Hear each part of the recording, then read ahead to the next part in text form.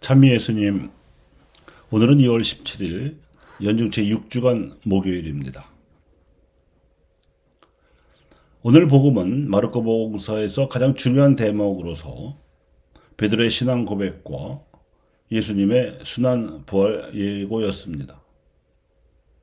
이 대목을 중심으로 삼아서 역사상 처음으로 복음서를 쓴 마르코는 80꼭지가 넘는 모든 본문에서 집요하게 예수는 누구인가를 묻고 독자들이 대답하도록 이끌었는데, 예수님을 그리스도로 고백하는 오늘 복음 대목이 그 모범 답안이었습니다. 마르코는 초대교회에서 안티오키아 교회를 이끌던 바르나바의 조카였고 베드로를 따라다니던 비서였으며 소아시아로 선교 여행에 동행했던 바오로로부터 많은 것을 배웠던 처지였습니다. 베드로로부터는 정통 그리스도 신앙을 배웠고 바오로로부터는 심오한 십자가의 영성을 배웠습니다. 그리하여 베드로의 신앙 고백을 자신이 쓴 복음서의 핵심으로 삼아서 최초의 복음서를 선보임으로써 최초의 신앙 고백자로서 베드로를 내세우면서도 이것이 나중에 스승을 배신할 정도로 유약함이 드러났기 때문에 그 배신도 엄정한 자세로 낱낱이 기록했습니다.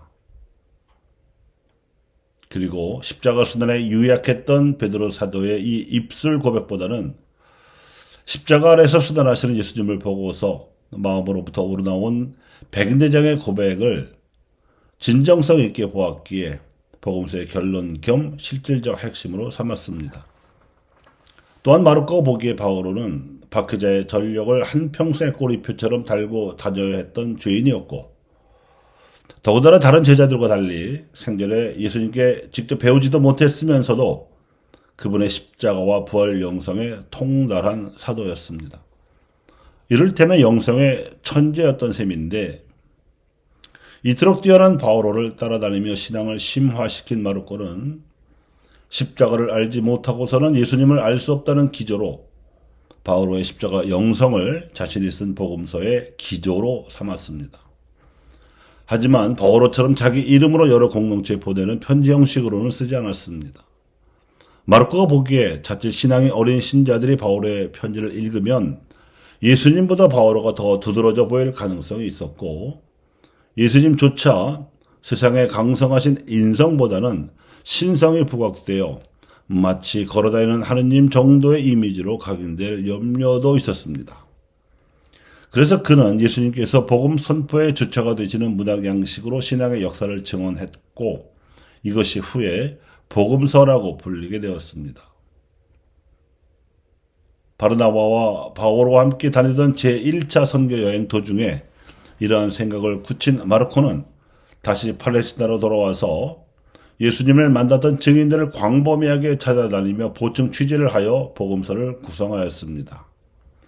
이러한 마르코의 시도가 성령께서 이끄신 결과라는 것은 뒤이어 마테오, 루카 그리고 요한도 마르코처럼 복음서를 저술한 데에서 입증됩니다. 오늘 복음에서도 마르코는 베드로의 신앙 고백과 예수님의 순환 부활 예고를 잇따라 보도하면서 신앙을 고백한다는 것은 십자가로 부활하는 삶이어야 함을 강조하였습니다. 예수님께서 죄도 없이 죄인으로 몰려서 십자가형을 받으시는 것은 당신의 죄 때문이 아니라 당신을 죄인으로 몰아간 악인들의 죄 때문이었고, 더 나아가서는 에덴 동산 이래로 사람들이 사는 세상을 물들여온 세상의 죄 때문이었음을 마르코는 말하고 싶었을 것입니다. 무죄한 처지이면서도 억울하게 짝이 없는 이 십자가를 예수님께서 짊어지시고 죽어가신 이유는 그분이 무한하신 하나님의 사랑과 자비를 간직하셨기 때문임을 마르코는 메시아 비밀 사상이라는 복음서 코드에 숨겨 놓았습니다. 또한 그래서 그분의 제자들도 그분을 따라서 이 십자가의 길을 걸어가야 하고, 이것이 하나님 사랑을 세상에 드러내는 것임을 그래서 여러 군데에 강조해 놓기도 한 것입니다. 십자가로 세상의 죄를 없앰으로써 하나님 사랑을 드러내는 것이 중요했습니다. 사도 야고보가 오늘 독서에서 강조하다시피 특히 가난한 이들과의 관계에서 예수님의 사랑을 본받는 십자가는 가장 중요한 것이었습니다.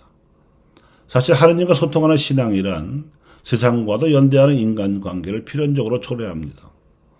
이 관계에서 가난한 이들이 우선적으로 대우받아야 함은 하느님의 눈으로 세상을 보는 정확한 사회의식을 전제로 합니다.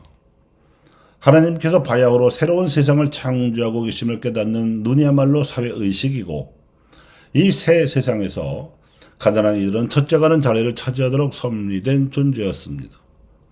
꼴찌가 첫째가 되는 일은 새 세상에 두드러진 특징이었습니다.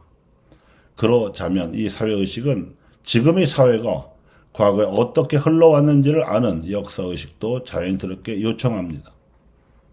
하나님께서 시작하신 세상에서는 가난한 이들도 없었고, 설사 가난한 이들이 생겨난다 해도 소외되지 않고 대접받아서 그 가난을 벗어날 수 있었으며, 또 하나님께서 완성하실 세상에서는 가난을 벗어난 가난한 이들이 아직도 가난에서 벗어나지 못한 더 가난한 이들을 위하여 자기 삶을 나누고 투신하는 일이 다반사로 일어나리라고 예수님께서는 내다보셨습니다. 교우 여러분, 신앙 고백에 입각한 사회의식과 역사의식이 사람들의 본성과 지성을 계몽시키고 세상을 문명화시킵니다. 감사합니다.